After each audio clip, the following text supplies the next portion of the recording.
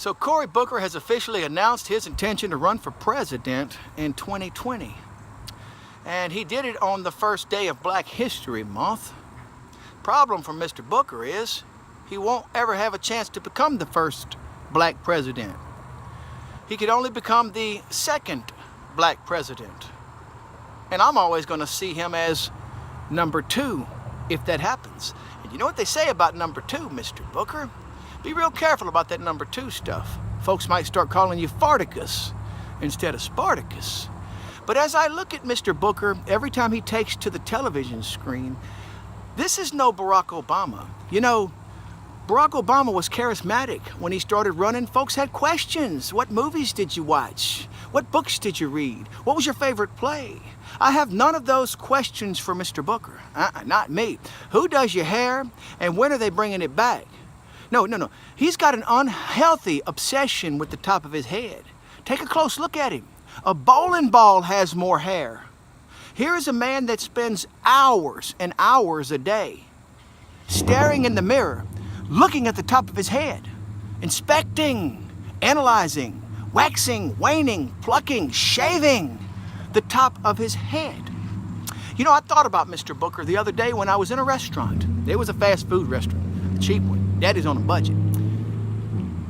The lady asked me, she said, "How would you like toupee?" And I said, "Toupee? That's what Cory Booker needs. He needs a toupee, a wig, a hat, a beanie, something." Because every time I see him, I don't think about what he's saying. I'm thinking about Baldilocks and the 3 bears sitting next to him in the House chamber. Now, I'm in no way bald shaming the man. Don't accuse me of that. I don't have any hair on my butt, but I don't show it to people when I get in front of the TV screen like Mr. Booker does. Now, there's a butthead joke in there somewhere if anybody wants it, but I don't have time for butthead jokes today. It's not my fault he's got to stick his hands in his pockets to run his fingers through his hair. It's just vain. Miss one every now and then, son. You don't have to be the hairless wonder of the world. World leaders aren't going to take you seriously looking like that. You need a better look. This is a bald-headed dunce. And I got nothing against bald-headed people. Don't get me wrong, I got a receding hairline myself. But Cory Booker don't wear it well. It's a really bad look for him.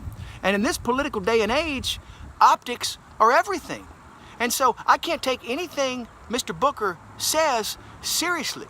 No way I want to look at that bald head for 4 years or 8 years.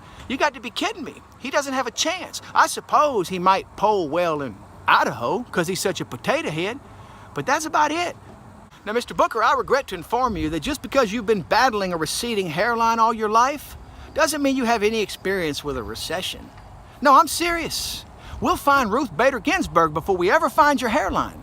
And that's got to take a lot of time. You simply don't have time to be president. You're too busy plucking on that bald head of yours. Manscaping, for gosh sakes. Tell the truth, folks. Tell me y'all haven't noticed his bald head. I'm too consumed with the top of Mr. Booker's head. It would be better if he would just sit there and be quiet. I'd have more respect for the man. Bad enough he looks stupid. Don't open your mouth and remove all doubt. So no, this man spends way too much time manscaping. We don't need a manscaper in chief. Nobody cares if you got a fuzz or 2 up there, Mr. Booker. How many hours a day do you spend waxing that head? Or do you shave it? Maybe you make a good Gillette spokesman.